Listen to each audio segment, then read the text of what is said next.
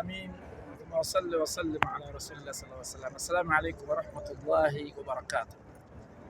أمنيا الشيخ عبد الله طويل يوسف علي يلقواغو متبنو مجنزة الحاج يوسف علي يتشكوندو إتلي الساكا Vice Chairman wa Uganda Bureau of Affairs. Njagala okwebaza nga ndi wano e Madina Masjid al-Haram wano Lujja, okwebaza Allah subhanahu wa ta'ala ayatusobozesezza okubeera nga tukola hijja omwaka guno emyaka 2025, era njagala okutwala obuvunaanyizibwa buno okwebaza bannayuganda bonna n'ebitongole byonna ebyakuŋŋaanyizza abantu ne bajja ne bakola hijja.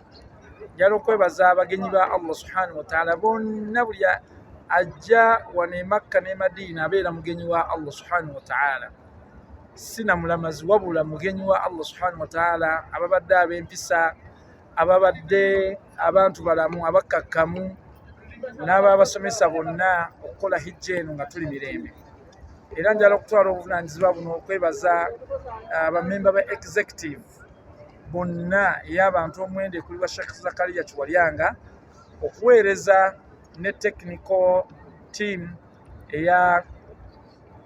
ekola ku visa, nebaze ne bannannyini bitongole byonna abawandiika abantu biidhinillahi taala. Mwebale kukola mulimu mulungi, mwebale kuba bensimbu, mwebale kuba bantu bakkakkamu.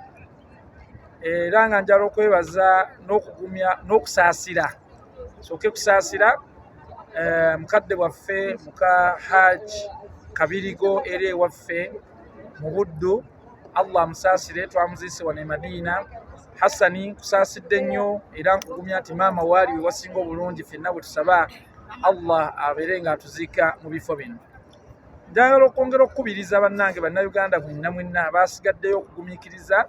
Tewali yasigaddeyo lwa kwagala kwe, ate tewaliiwe yazze wano lwa kwagala kwe, wabula Allah bw'ati bwe yakikoze.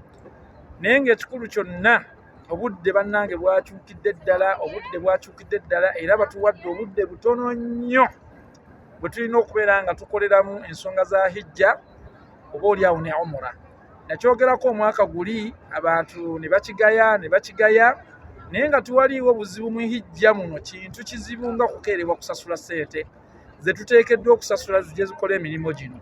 Ssente buli bwe zisasulwa mu budde, teriiyo munnayuganda asobola kusigala Uganda. Payments kye kizibu kyokka, tusasule mu budde. Naffe abawaweereza abali mu mirimu gino tusobole okwanguyibwa. Bakama baffe naffe tubeera wano, si we tuzaalibwa, ne tubeerawo ku lwammwe bannayuganda, naye mutwanguyirize mubeere nga musasula ssente mu bitongole byammwe byonna ebiri e Uganda, ebyo ebikkirizibwa okubeera nga biwandiika okuleeta abantu mu hijja ne mu umura.